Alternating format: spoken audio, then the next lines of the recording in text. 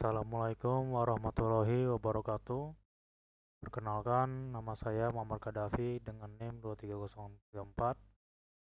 Jadi pada waktu yang berkesempatan ini saya akan membahas tentang perencanaan dan perancangan PLTS pada atap rumah saya sendiri. Kita masuk ke latar belakangnya. Ada beberapa poin, yaitu yang pertama, kebutuhan listrik yang terus meningkat. Kemudian energi fosil terbatas dan sangat berdampak pada lingkungan. Kemudian Indonesia mempunyai potensi energi surya yang sangat tinggi dikarenakan intensitas cahaya di Indonesia sangat tinggi. Kemudian PLTS atap ini bisa menjadi solusi untuk mengurangi polusi pada lingkungan, dikarenakan tidak menghasilkan emisi. Kemudian ada juga untuk dilakukan perencanaan agar sistem yang kita buat sangat optimal. Dan ada juga rumusan masalah yang harus diselesaikan. Yang pertama itu kita harus analisa dulu struktur dan luas atap, kemudian analisa sistem kelistrikan dan beban, kemudian faktor penting dalam perencanaan PLTS. Kemudian ada juga tujuannya. Yang pertama, mengetahui perencanaan PLTS atap, kemudian menentukan kebutuhan energi listrik, baru menganalisis sistem kelistrikan dan menentukan kapasitas sistem. Untuk kondisi rumahnya seperti ini, satu lantai. Kemudian tampak dari Google Earth-nya seperti ini, berbentuk persegi panjang, namun ada sedikit kelebihan pada bagian kanannya, ya, kanan bawah. Oke, untuk lokasinya sendiri berada di Kota Medan. Rumahnya satu lantai, atapnya 3 pelana.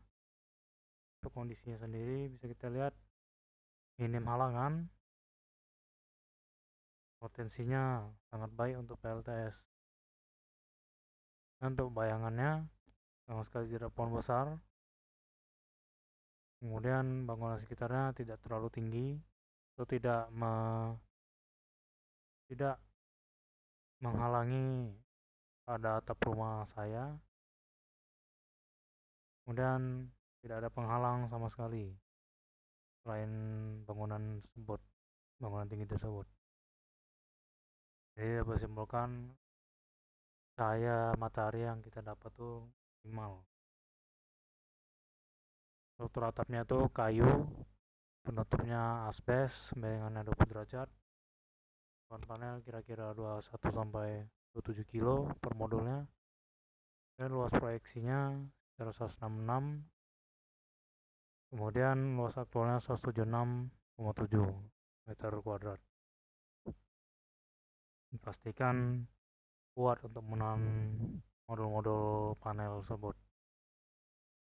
Kemudian untuk sistem dan konsumsi listriknya, sistem listriknya satu fasa, dayanya 2200 VA, kapasitas PLTS-nya 2,2 kW.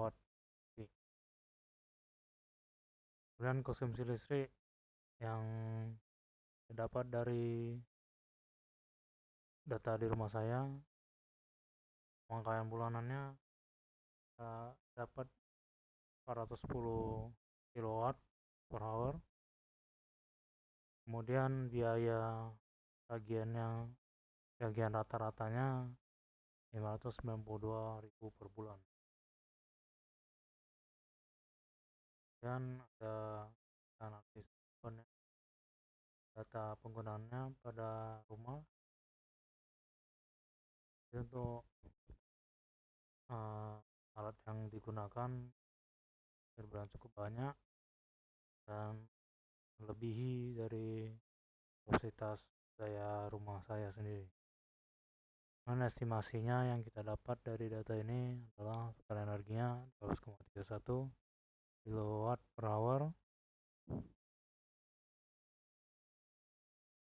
Kemudian bulanannya sekitar 399 kWh.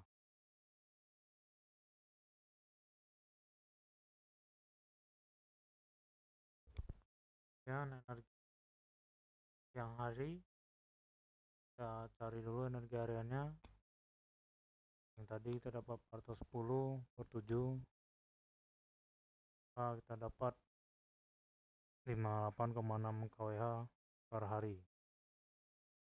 Dan kita asumsikan sekitar 60% yang terpakai pada siang hari.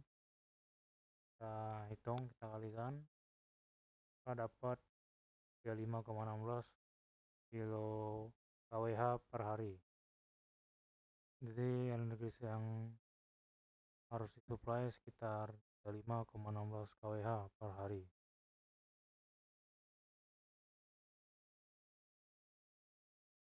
Kemudian untuk kapasitas PLTS-nya, jadi potensi radiasi matahari di Indonesia ini sekitar 4 jam. Kita hitung dulu energi yang tadi itu kita bagikan dengan 4, maka dia dapat kapasitasnya 8,8 kWp. Dan spesifikasi panel yang diperlukan itu tipe yang monokristalin, dayanya 450 W, luasnya 2 meter kuadrat, dan efisiensinya sekitar 20%. Dan kita juga memerlukan inverter 10 kW, maka dari spesifikasi yang ada kita perlukan 20 modul panel surya. Kemungkinan total luas dari 20 modul tersebut sekitar 40 meter kuadrat. Dan produksi energinya untuk energi hariannya yang bisa dihasilkan sekitar 35,2 kWh per hari, dan tahunannya sekitar 12,848 kWh per tahun. Dan kita analisis finansialnya dari biaya dulu, kira-kira segini, 18 juta per KWP.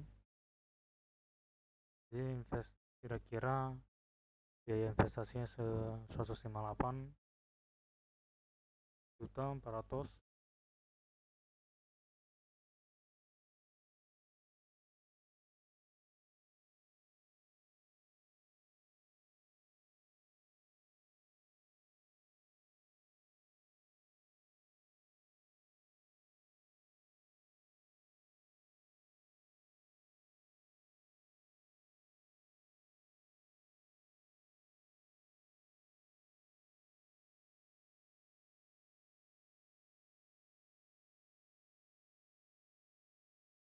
Dan pengamatan yang kita dapat itu sekitar 18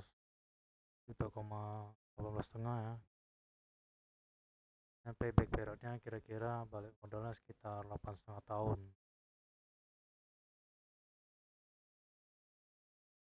Oke, dapat disimpulkan listriknya kira-kira 40 kW per bulan. Kapasitas PLTS-nya 8,8 kWp, panel yang digunakan 20 unit, produksinya per tahun 12.848 kWh, dan layak secara teknis dan ekonomi. Ya, segitu saja presentasi saya. Terima kasih. Jika ada kesalahan mohon dimaafkan. Dan dari saya, terima kasih.